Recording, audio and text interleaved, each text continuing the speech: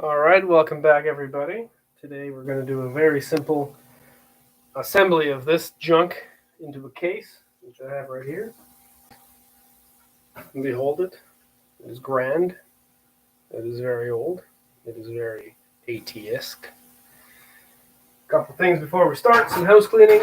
The 386 with the scanner. Yeah, never found the jumper settings, but I realized that the software needs to be reinstalled. You can't just take something out of an old computer and put it in a new one and expect it to work. There's going to be IRQ conflicts abound. The 386 also has a weird SCSI setup, so I suspect there's some IRQ conflicts. I'm probably going to leave that until the spring. This will be the last video for a good long while, because this is the last system that I have that is ready to be put into, well, a case and then made into a system. So, with that being said, here we have a UM4980, which is a VESA local bus system. We've got a 1 meg expandable to 2 meg WDC video card, a Sound Blaster CT4170, and a 16-bit I/O controller card. I don't have any 32-bit I/O controller cards. However, it's going to be limited by the bus, so it is what it is. The processor is a AMD DX4 120, so the bus speed is 40 times 3, internal multiplier. Got the voltage regulator finally for these boards. I have another identical board with a, what do I have in there now? TI DX280, which is an interesting chip in and of itself. So I'll be obtaining a case for that at some point. Other things I have to do. This is precariously under all this stuff, but I'm gonna mount this last. I don't know if it's gonna be subject to this video, but I have a speaker and battery assembly, 4.5 volts, and the speaker. This is out of my kid's Power Wheels Mustang, which is, you saw a camera, but you can't see it. I'm gonna do a whole ICE system with a smartphone, so this thing got cut out, but I decided to use it because this board only uses external. It's not an RTC, Dallas RTC. It's not a battery coin cell thing anywhere. It's not something that could be soldered in. There's no room for a barrel battery here, so this board is corrosion free. Backing that up, there is, how much RAM do I have in here? 40 megs, right? So we have two 16s and two 4s, all of them at 60 nanoseconds in 72-pin format. So that's exciting. 40 megs of RAM should be enough. I've pre-installed Windows 2000. I bet it could do 2000, but Windows 95 Series B. So the outline of the work today will be to cut this, resolder it to a rocker style switch. There's a 7-segment display, which also needs to be soldered up. I got my soldering iron over here, all ready to rock. It's even warm to the touch there, so that's good. That's happening. So let's boot it up, because I want to move this monitor, because it's very precarious. But here we go. And here's the first thing that I want you to notice. It says CPU CX486DX2 at 50 megahertz. It is not at 50 megahertz. It is, in fact, at... Oh, by the way, the PC speaker is super loud on this computer. So it's actually, as I mentioned, a DX4 120, so 40 megahertz bus, running at 120 megahertz internal triple clock. That's the beautiful Windows 95 sound. Got a nice serial mouse over here. And just to show you that it is, everything's configured. I've got all my games on here. I've got a nice 16x CD-ROM here. Oh, I got to take the CD out of it, because we're done with that. So CD's coming out. Oh, there it goes. I lost my SimCity 2000 CD. I don't know where that went to, but... So there you have it. It is booting. It is configured. All the software has been loaded. Now it's just the task of putting it into a computer, like into a box. So we should do that. Sir Sig, oh yeah. Looking for a good Windows 95 gaming machine specs. I have an amazing XP gaming machine, but I have a lot of big box 90s PC games. Oh, this one will do it. This one will do it. This one's straight out of 1995. It is, like I said, it is configured. There's going to be a lot of trickery. Again, my workbench is a mess because I've just been mass producing these as I have 2 master's courses and work as a child.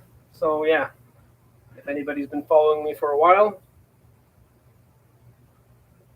you may have noticed that I'm doing a lot of these live streams because it's just, I might as well, right? There's very little time to prep anything. I mean, this is prep. This is as prepped as it gets. So having said that, I'm going to put this monitor back over here like this and aim the camera down at the work area. So we'll begin by taking everything apart.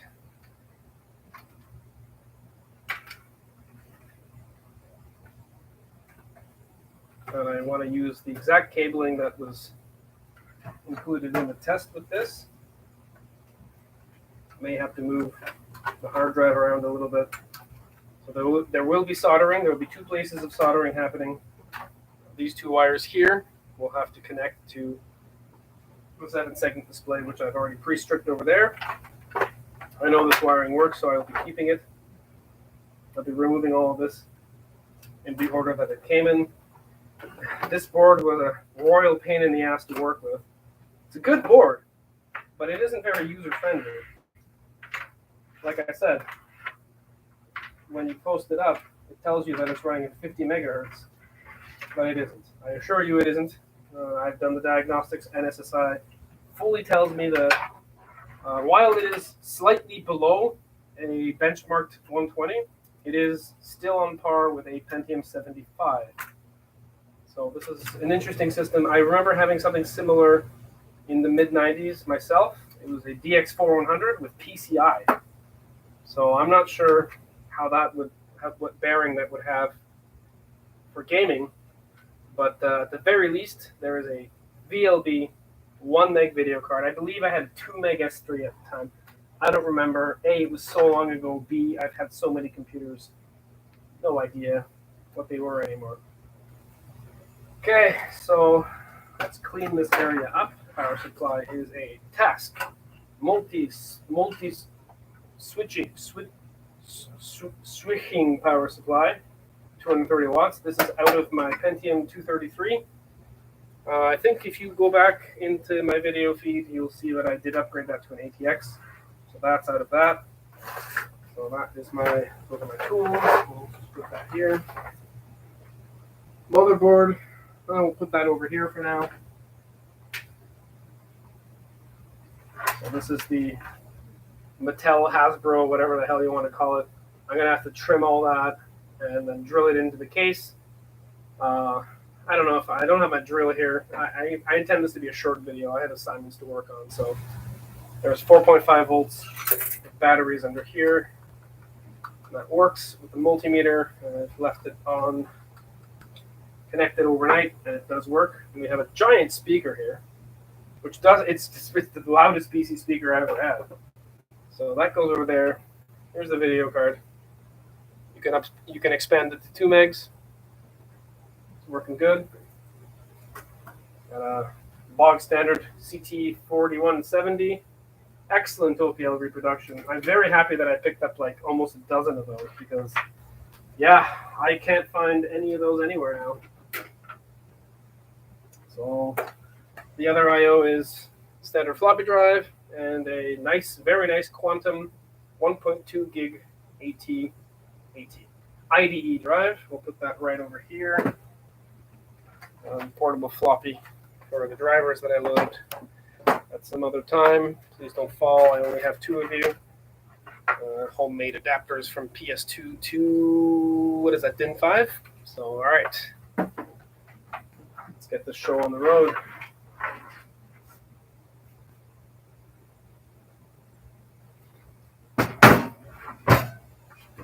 As I said, there's going to be some soldering.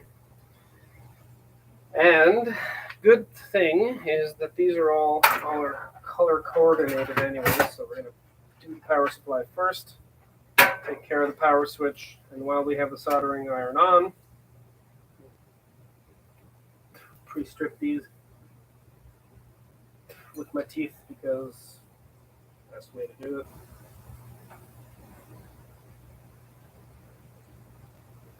And I'm going to secure the power supply with a couple screws for now.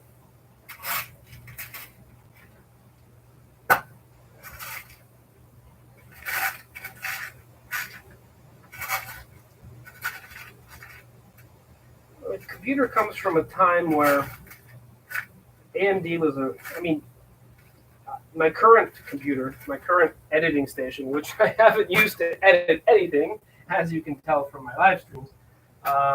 When I built it, it was based on a Ryzen 7 3400G integrated GPU with the thought that, yeah, one day I'll have some money to put a nice GPU in here.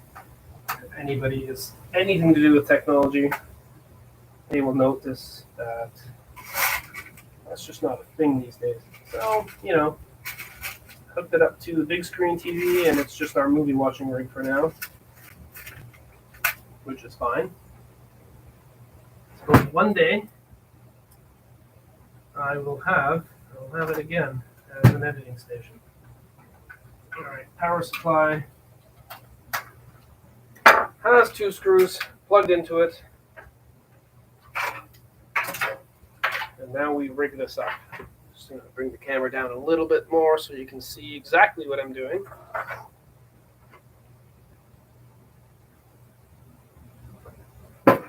I also, in preparation off cam, took the liberty of making the 7-segment display at the front display 120 when it's at full, and apparently 50 megahertz equivalent when the turbo's off.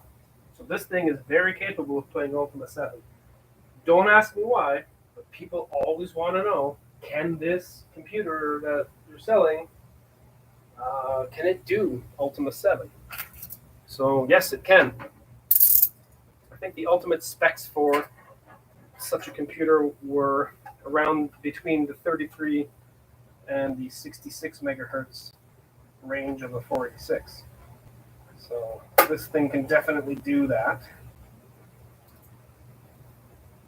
I remember one time in my life, very briefly, owning a DX4 486. So that was running at 50 megahertz bus speed, and apparently I got very lucky because I was running VLB at the same time, and the VLB cards that I had in there were running it without any problems at all. Don't ask me what it was 25 years ago, because I just don't know. I'm going to scar that. That's going to come out.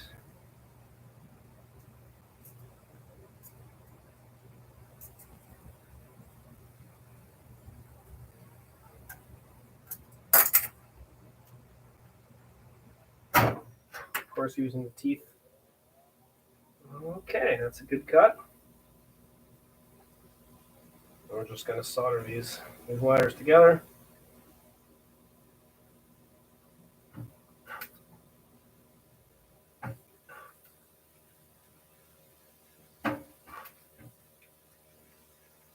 I recommend using your teeth. It's the greatest thing you can possibly do.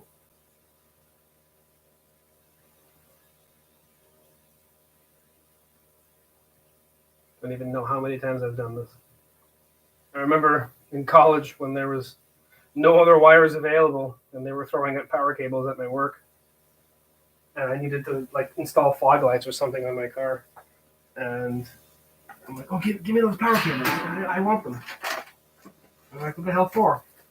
I don't know, running, I think half of the stuff that I ran at the time was in fact run off of, what do you want to call it? The power cords. Just I stripped them down individually, soldered them together, and half of the system in the back of my car was run off of just this.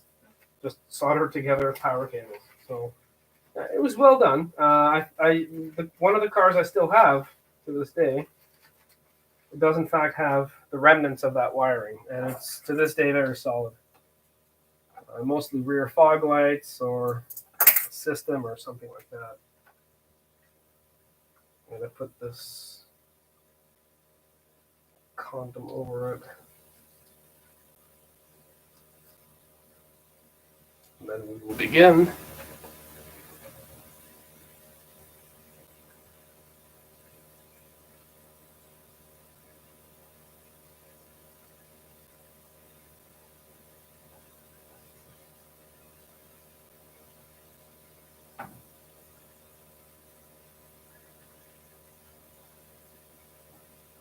Now each of these are going to be soldered individually, then isolated with just electrical tape.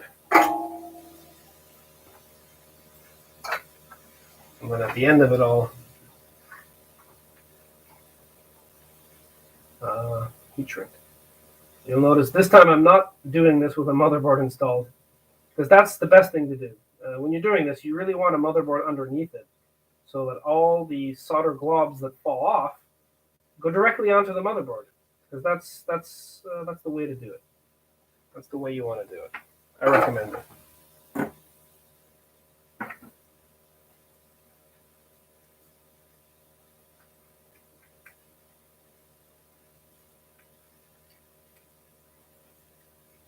If you're wondering why I'm doing this, you may remember that from the previous episodes, I did have a power supply in this case. Wow. I blew it. I shorted the thing out by plugging in a hard drive or a CD-ROM while the computer was on. Everything survived. The power supply fuse blew, and then I opened the power supply. Oh, the fuse blew. No problem. I got this. Replace the fuse. Except that wasn't that easy. I must have destroyed something within the power supply. So I don't really care that much because, AT power supplies are old, and, some of them have cap leaks. I mean, I checked this one. This one's good. Oh crap, what did I do here? Okay, well that's that is interesting. We'll have to break another one out of there. There goes my furnace. Yeah.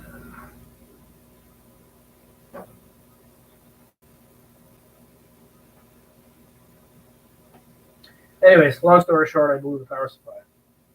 I'm not really concerned because I have a ton of ATX to AT adapters, and a lot of people are happier getting these machines from me with an ATX conversion done. Now, having said that, this is an AT power supply, 230 watts, which is more than enough for this kind of beast here. But I can see why, and I've done it myself, that the ATX power supply is just it's more desirable.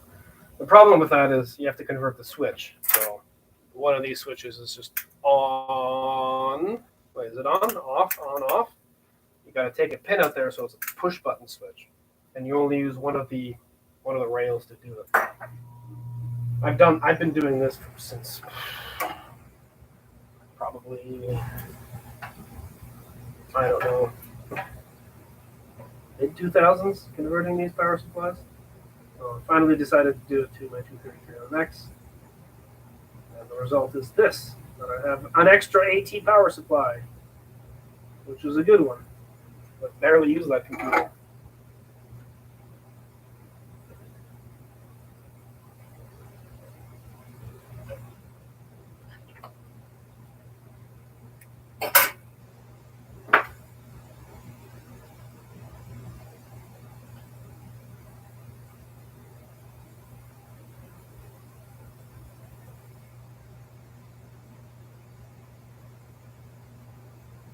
Finally, we have black. And you know what, the ground, since this doesn't even have a ground cable in it, I prepared it, but there isn't one. So it's already grounded to the frame here.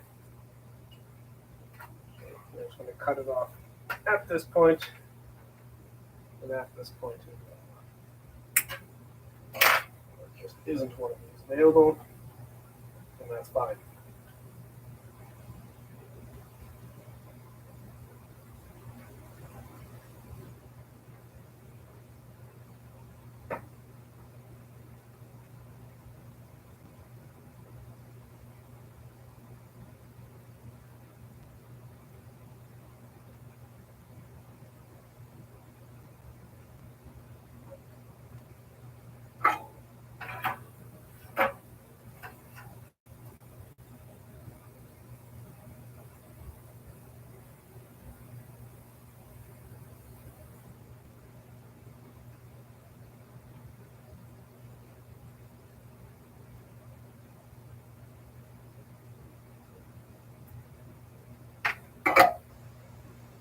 We will isolate this one as well.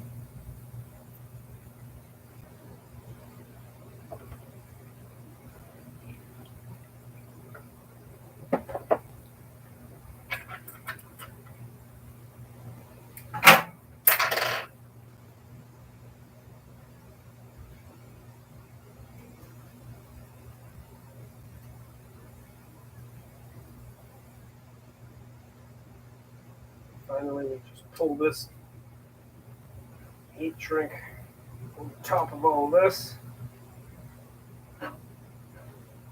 Should have cut a longer piece. It's too late now. Where's the lighter?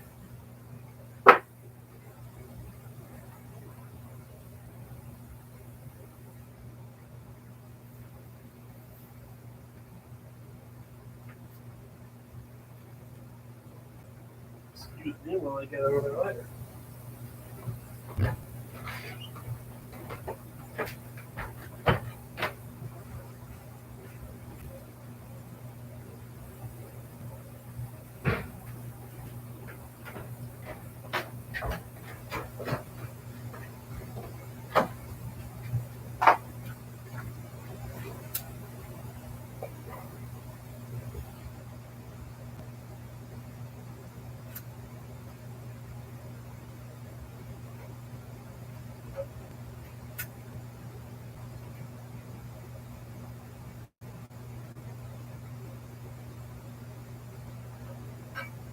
Right, no exposed wires. All right, so on here, there it is. Okay, and that's the 7-segment display. That's the last thing to get soldered.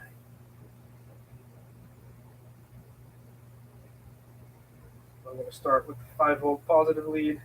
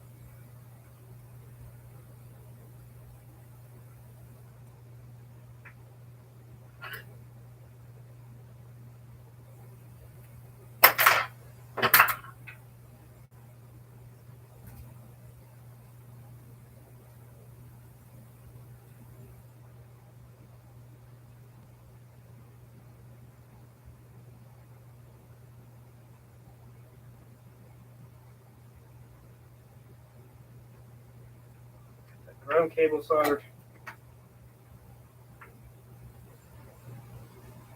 Very nice. Turn off the soldering iron because we're done with that.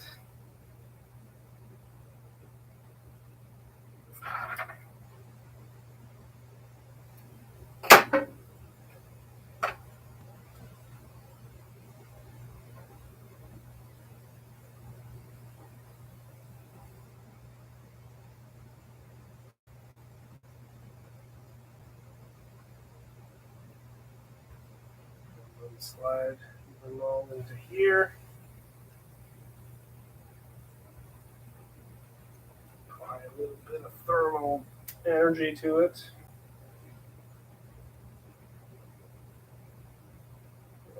Do this with a heat gun as well. It's probably preferable. There we go. All right. So let me just turn that on, make sure it doesn't explode or I did something wrong here. So switch is on. We're getting 50. You can't see it, but I can show you. We're getting 50 megahertz indication here. We press the turbo, it's 120. Very nice. Everything is good. All right, assembly time. So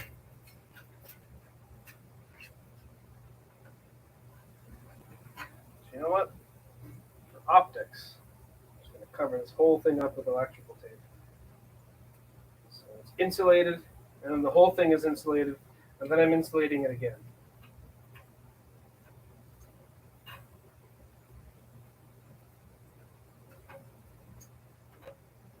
Go. pretty good.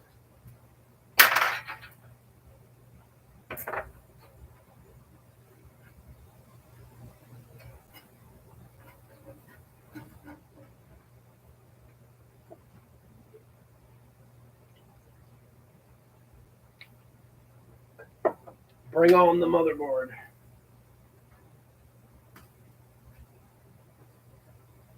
All right, so there's no standoffs on this board.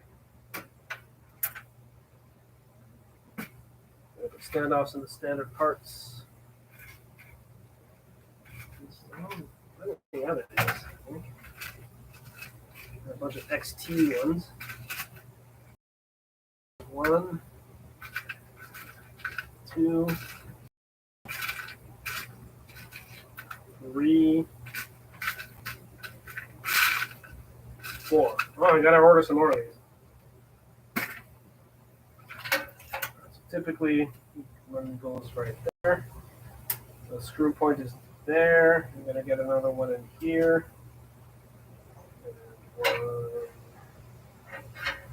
One right there. And yeah, that one always falls out. No worries. Now, does this one actually align with this?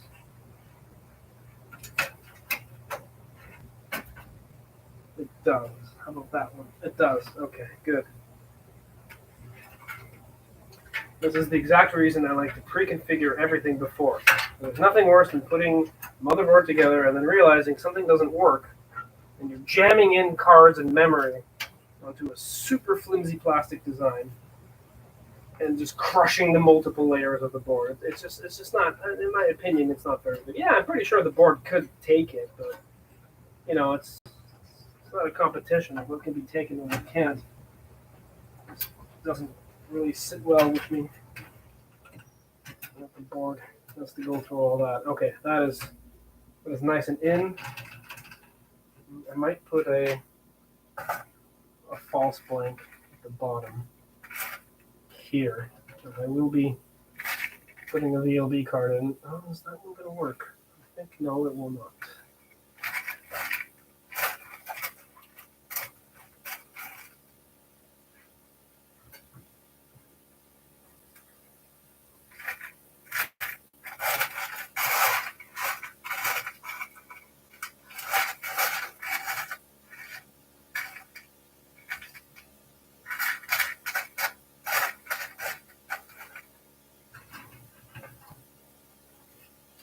That was too high.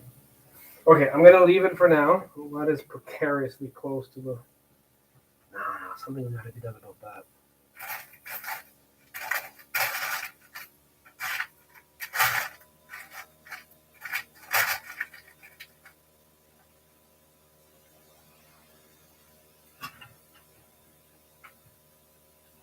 Okay, that's a placeholder until other stuff goes in. All right. Now that's in. Let's put all the cards in. I think it was under the order. I think it was something like that. Sound card.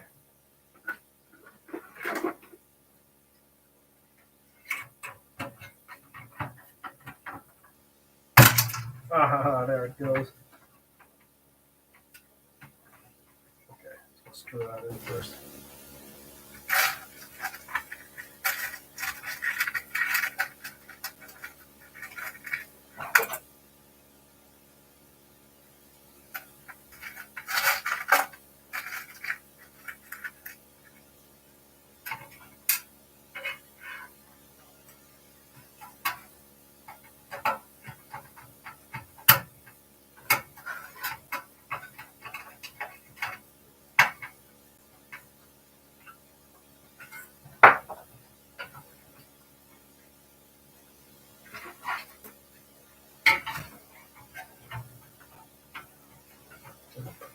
Put this holder for now, so I can insert this VESA card.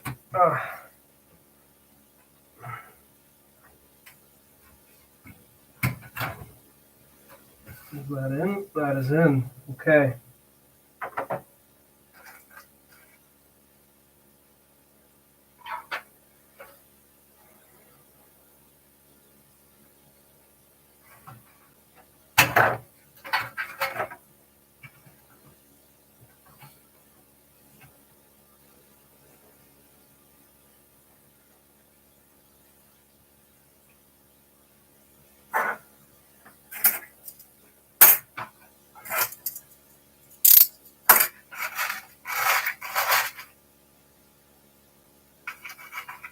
hate to do this, but I have to. I'm going to cut the bottom of this off.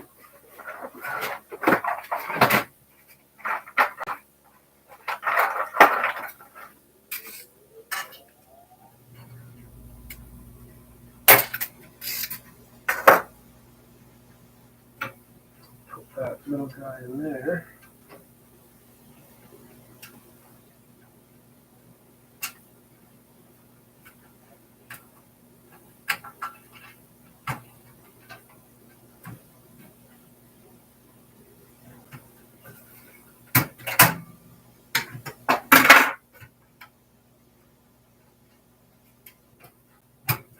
Yes, yes, I feel much better about that.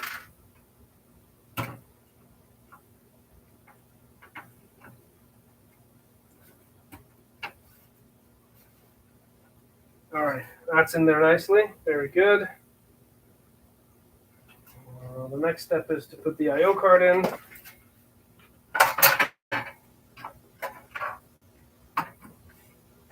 a good fit. The sound card.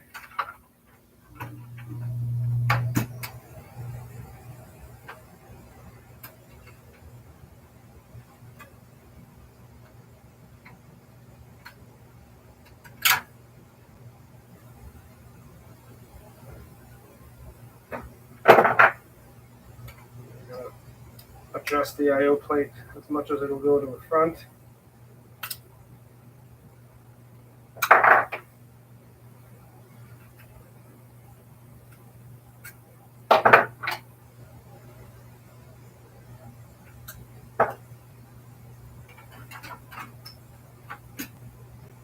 There we go. Nice. All right, I think we're going to go all in.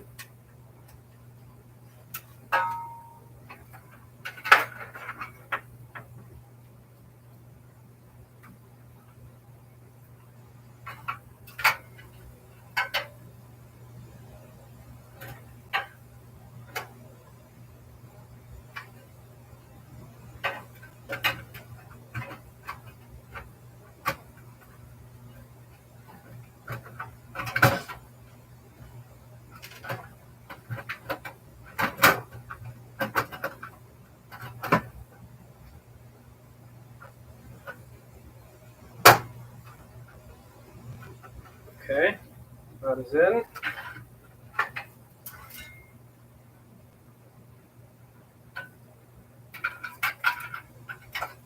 Connect the motherboard, black to black.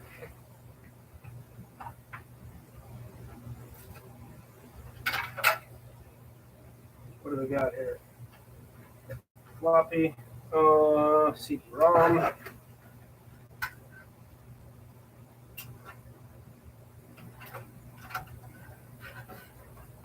Pull the audio cable through.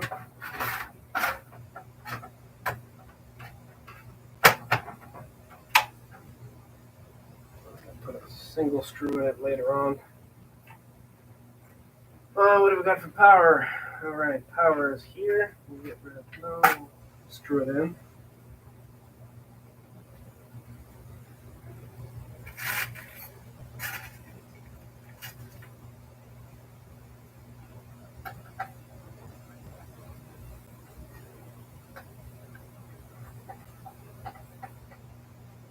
Just the one for now. I'm going to throw that together with one of these.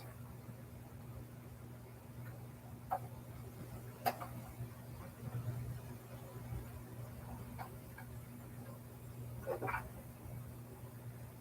so that power is going to come over here. Got black to black over here.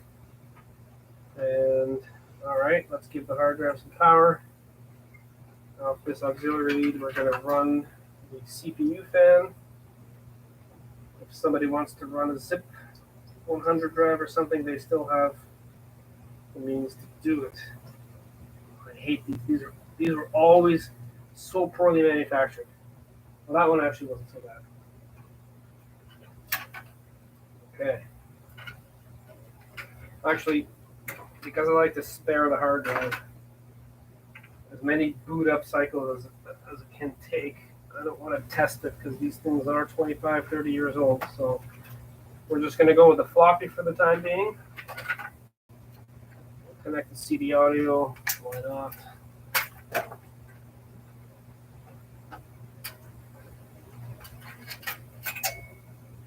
And it doesn't reach. I guess we can move the sound card here later. Or now. We'll just leave it for now just to make sure that it does work. Okay. Reset switch. Reset switch. Pin 9 and 10 is the reset switch. So that's the reset switch right there. Key lock and power. 11:15. So I think that is key lock, and then power is beside it. I've only had this work once, but every LED just worked. This is a turbo button. Turbo switch is pin 6 and 7. 1, 2, 3, 4, 5, 6, 7. And it just butts up right against that. Okay, 6 and 7. What's left? Hard drive. That should just connect to the controller card. Which doesn't seem to have an output for it. Okay, and what's this? Turbo LED. 2 and 3. Pin 2 and 3. So it'll be one of these. Okay. Okay, well, let's make sure black to black. Give it some video.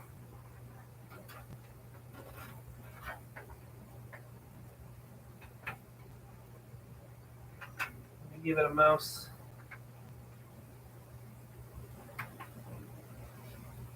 We're going to give it some speakers. And that sound card might have to be moved here so this CD audio cable can actually reach. No hard drive. This is just a cold boot. Also, I'm pretty sure that the CMOS battery has died at this point.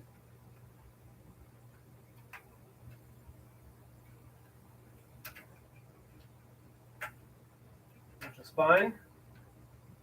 Because the plan was to put, where's that assembly? Here.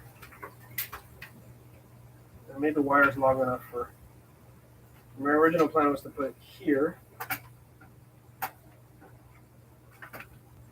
Drill it in through 2 screws right through the back there, between the rivets. Actually, that will work nicely. The speaker will reach. And the battery will also reach. Okay, so I'm going to just temporarily mount that here. And that's off we go.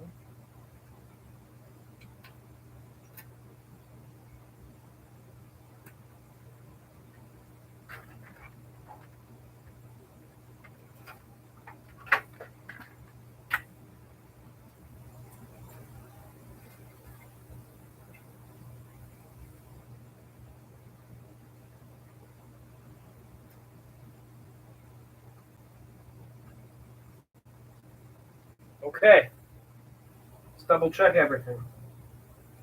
Power to the LCD or the LED readout. We got speaker, we got CMOS battery power, which is just going to become an integral part of this. That's actually a very good spot for it. Black to black, no IDE for now, no hard drive power up because I want to spare it on and off cycles as much as I can. All right, this looks pretty decent. So I think it is time to turn this on. Is it powered? I don't know. I'm afraid now.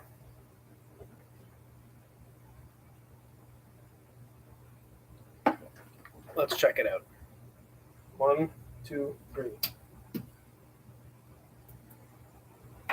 Right away, the floppy's plugged in backwards, but we've got battery dead, replace and run CMOS. Yeah, I must have plugged in the battery backwards. Okay, so correct amount of RAM.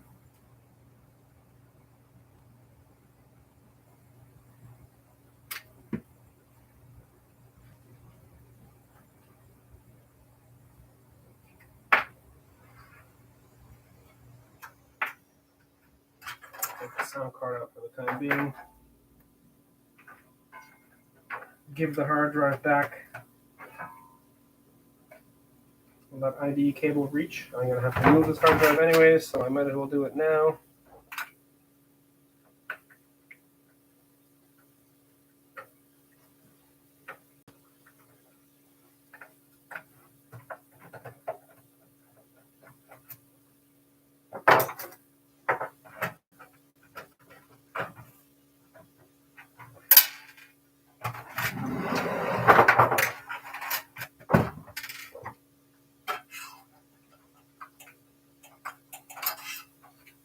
I'm unable to reach the screw from the bottom. Okay, I think I got it. Yeah, there goes the CMOS battery thingy.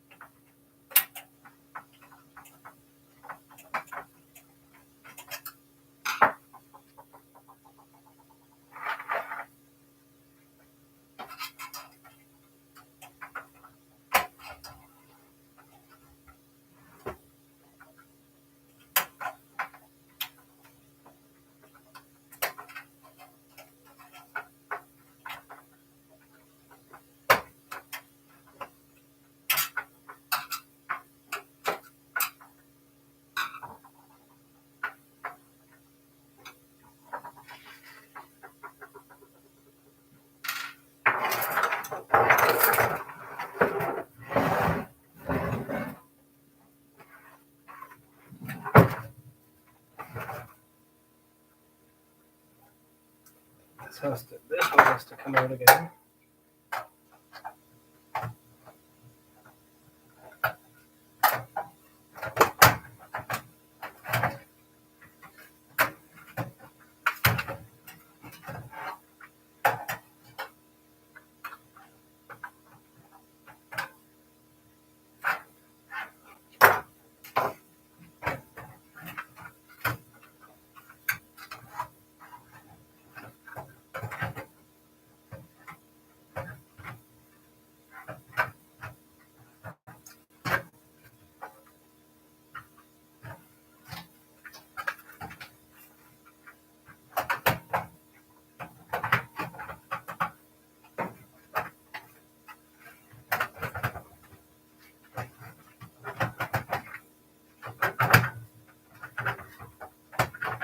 All right, now I can bring the hard drive up a little bit.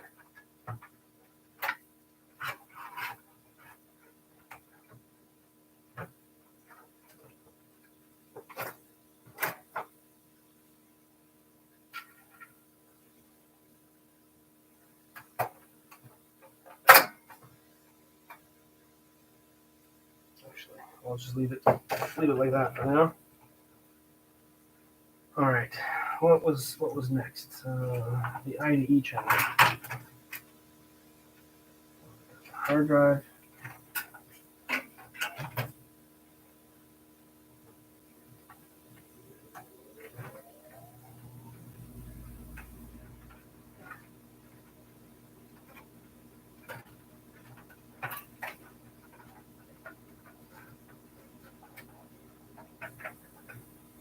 One thing I don't miss about working on older computers is that the concept of deburring was not around yet. Yeah, surprised I'm not bleeding heavily yet from any of these interactions. Okay, pin 1 goes in here. So I think pin 1 on this. Yeah, okay. I got it plugged in backwards on the floppy side.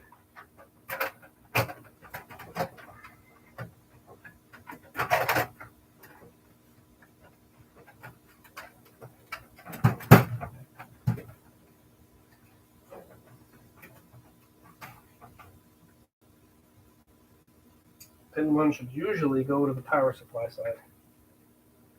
Except on certain Panasonic drives. They're reversed for some reason. I do not know why.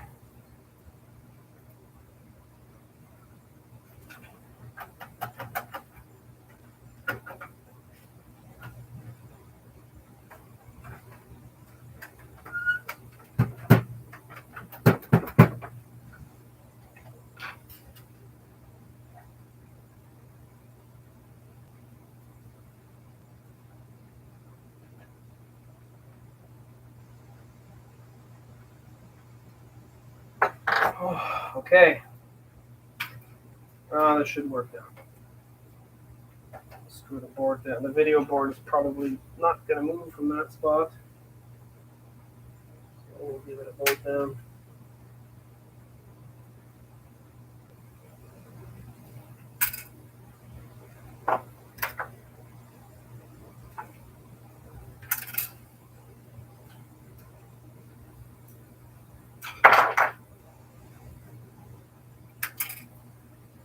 Honestly.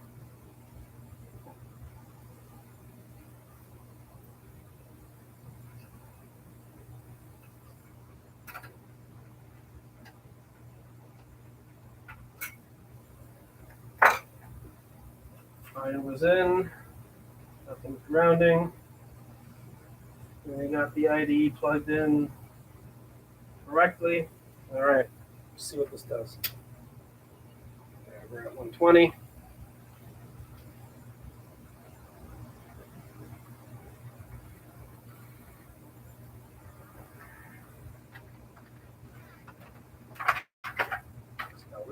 Enter setup, system setup.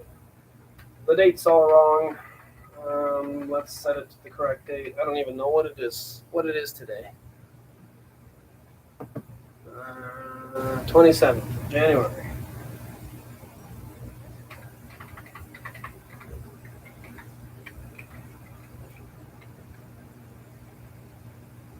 (2022). Time is 10 p.m. till 22 o'clock. With some minutes there, 4 minutes. Okay. Next disk, give me the A drive. 1.2 gigs, good. All right. System timing, we'll let it do it for automatic at this point. Save values and exit to CMOS. Yes, go ahead.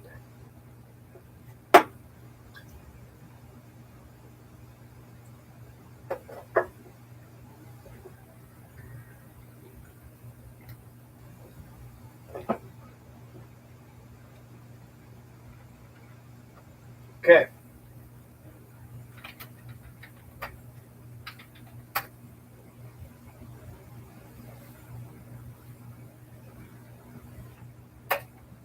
That was a time date error. Okay, so we got AMD 4060 DX4 enhanced 120 megahertz real mode. Let's do some benchmarks and see what it is like. CPU performance.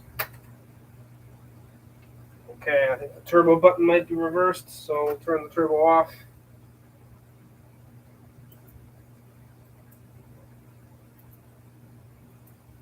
It's not making too much of a difference here. So we're running it like between a DX33 and a DX25. So do we have a, we don't have any lights up here. Okay, what about turbo? Turbo doesn't work, okay. I'm going to scroll back down to here. Play with these settings.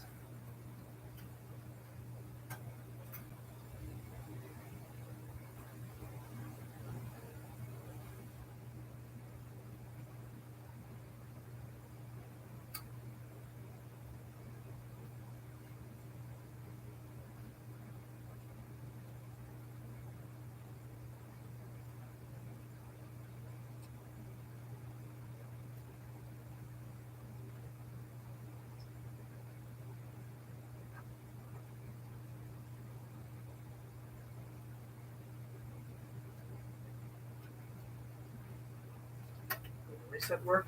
Reset works. Okay, now reset works.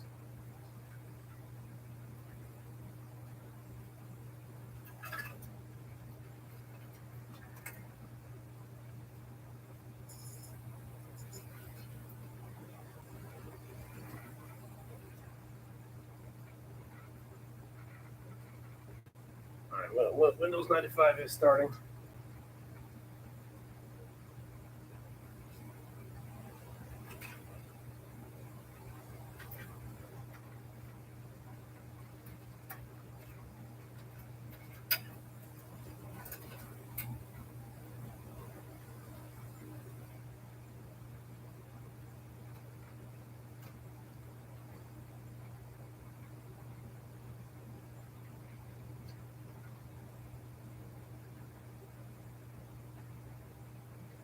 All right, we got a power LED. That's good. So that means this motherboard is inverted with the layout, which may be causing problems with everything else around it. All right, didn't catch a mouse. All right, let's plug one in.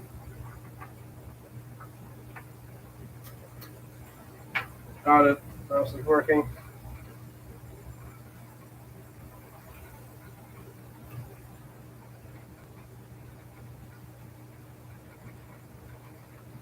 Okay, so it booted up. There's no problem there.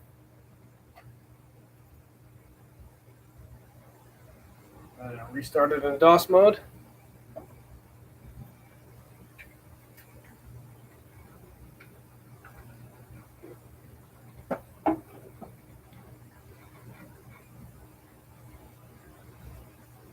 It's gonna have a problem initializing the sound card because there isn't one.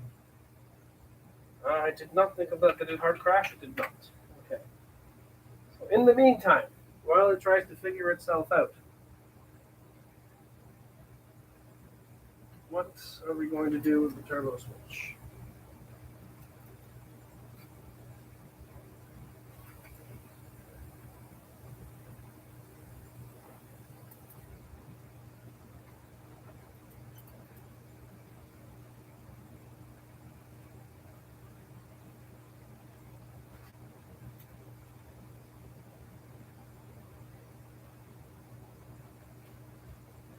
Pin 6 and 7 is the turbo LED. So 2, 4, 6, 7. Turn that off because clearly it needs a sound card to do anything.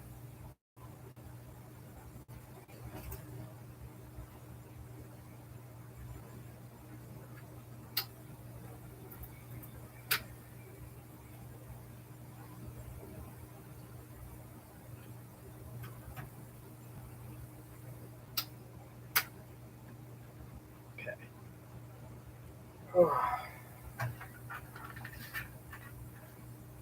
Let's get that sound card. Maybe yeah, it'll fit here. Okay. I gotta get this one out. Is that right? Yeah, this one.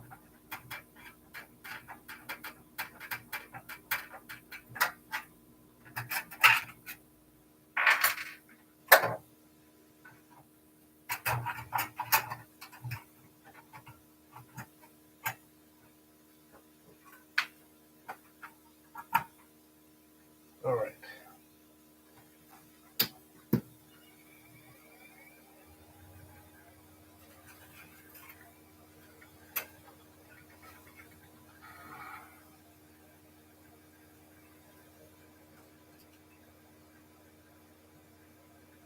One, two, three, 4, and 5 is the turbo switch.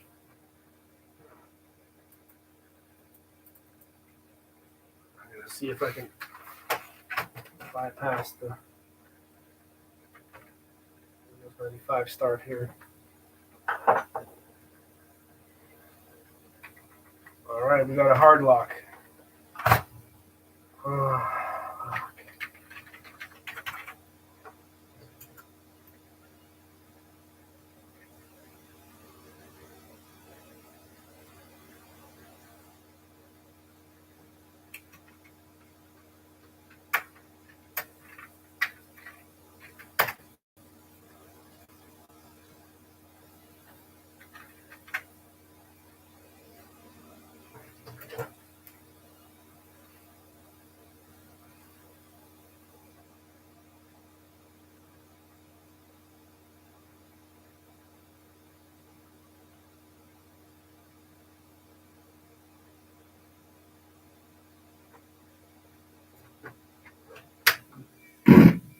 Okay.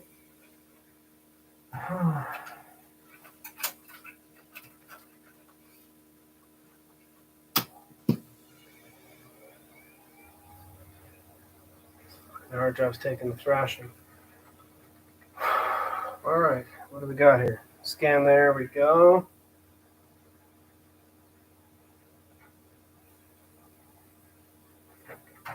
Ah, good. All right.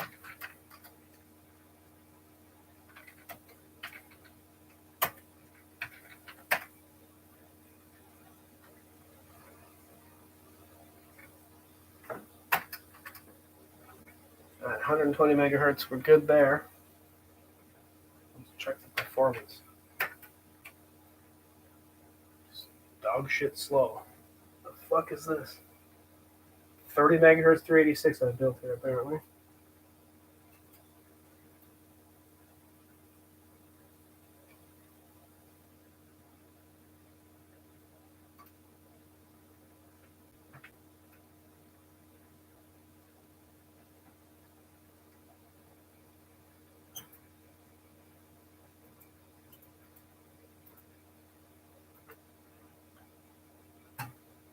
I mean, it did load Windows in pretty quick speed, but still, these diagnostics, as you saw for yourselves, they were operating at the right speed. All right, what I'm going to do.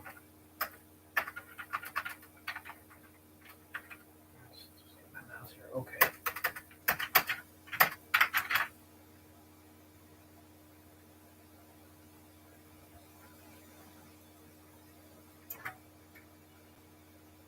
This is getting really frustrating.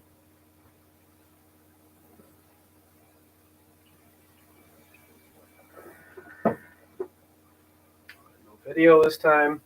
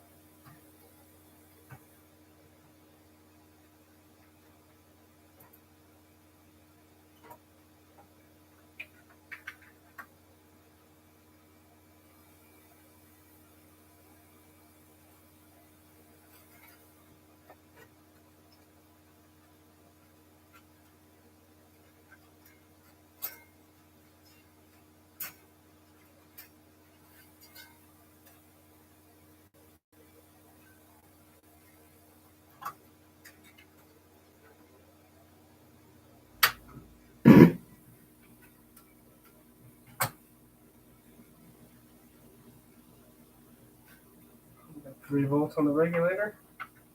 I'm not sure why the simple act of moving the motherboard into a case has given me so many problems.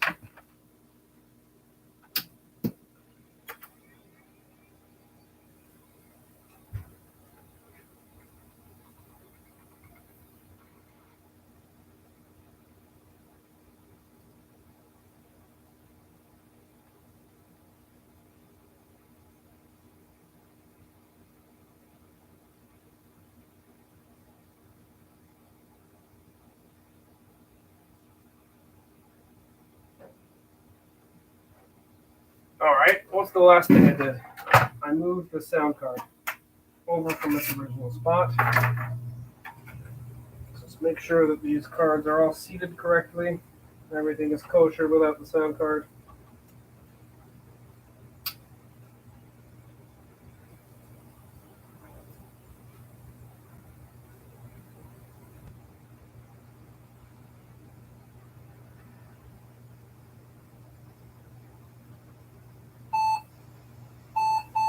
Speaker works.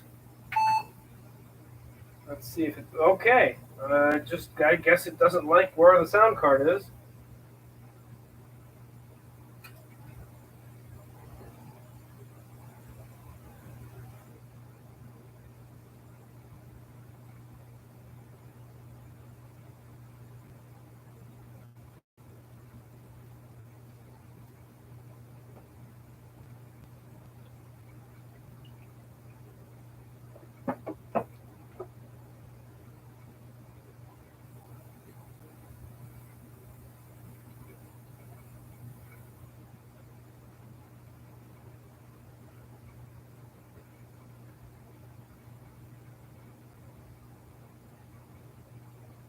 It still boots up pretty quickly.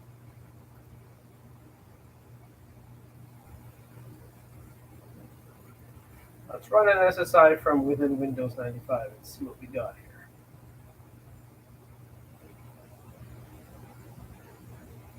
I know it doesn't really like doing it, but do it anyways.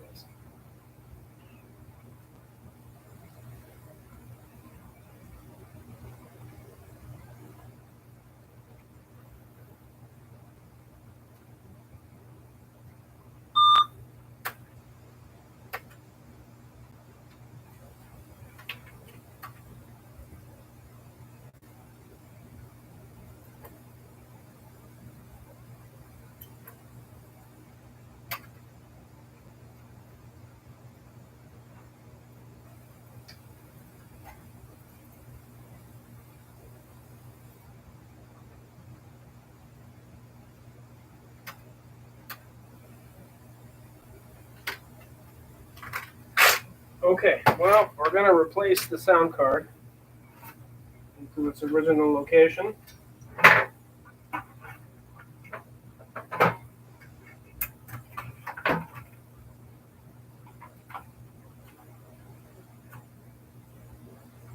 I have to, I'm pretty sure I can find an extended audio cable.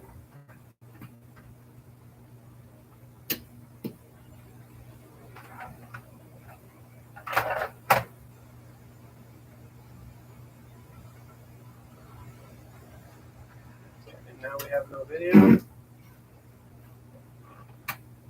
Oh yeah, okay.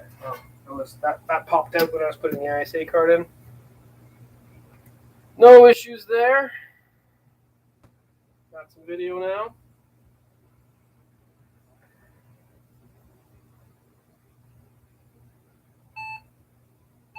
PC speaker works.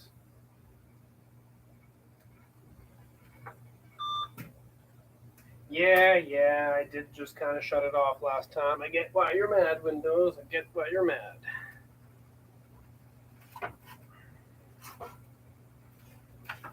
Alright, so what I'm going to do, I'm going to give it the good old Doom test. Is it running on a 386 Doom test, or is it actually running at 120 megahertz test?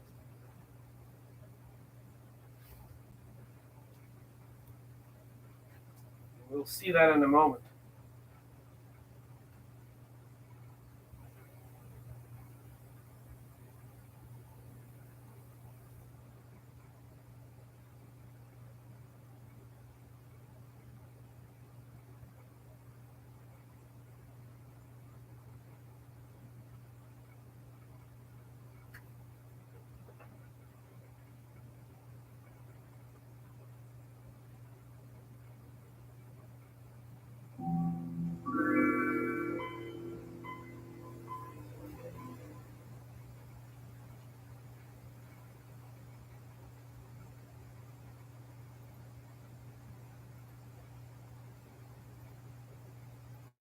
You know what? Let's run it from within Windows itself.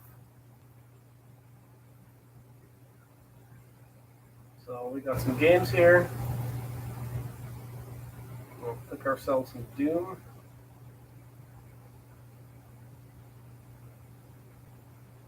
We'll go to Ultimate Doom.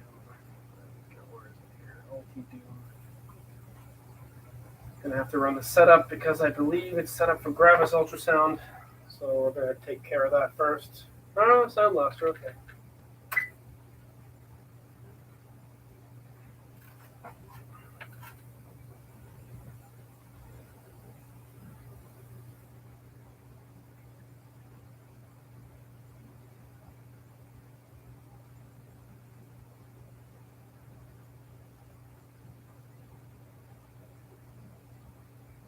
All right, here we go.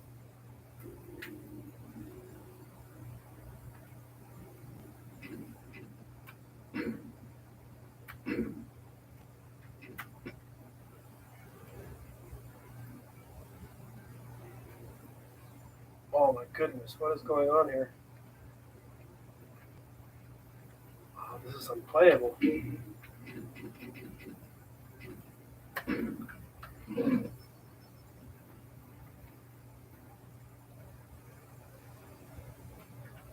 All right, we'll try it in DOS mode.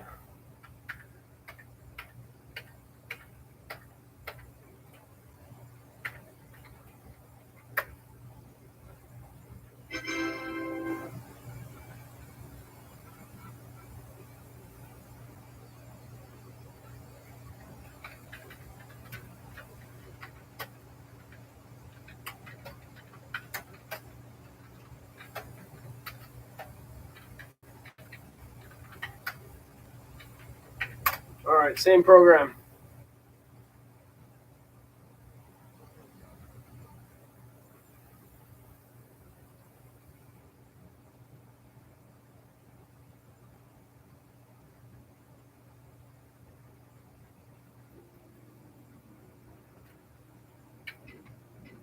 Oh, even the menus are slow. Oh, yeah, this isn't much better. Wow, this is 386 levels of, like, what do we got, like 2 FPS here? All right, what the fuck actually happened between putting the motherboard into the computer? I didn't switch any jumpers. I put the cars in the same spot.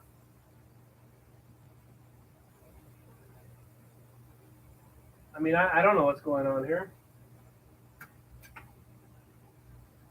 The CPU's not seated properly. I mean, that wouldn't make any sense, but maybe one of the pins came out and the board's reading it differently. I don't know. Which would make this a nightmare to ship, I suppose, but yeah, it's still showing that 386/46 at 100 megahertz. Fucking weird.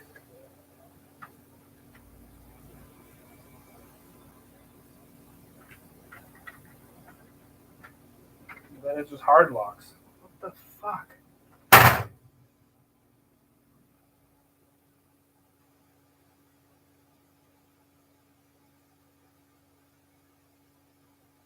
Serious?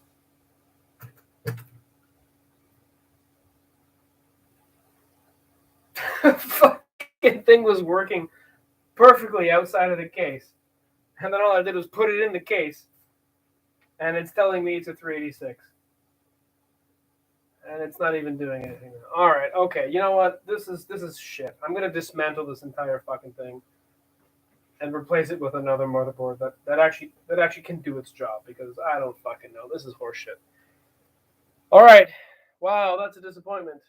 Huge disappointment. Nothing is even on the screen at this point. Amazing. All right. Whatever, guys. I guess they're not all success stories.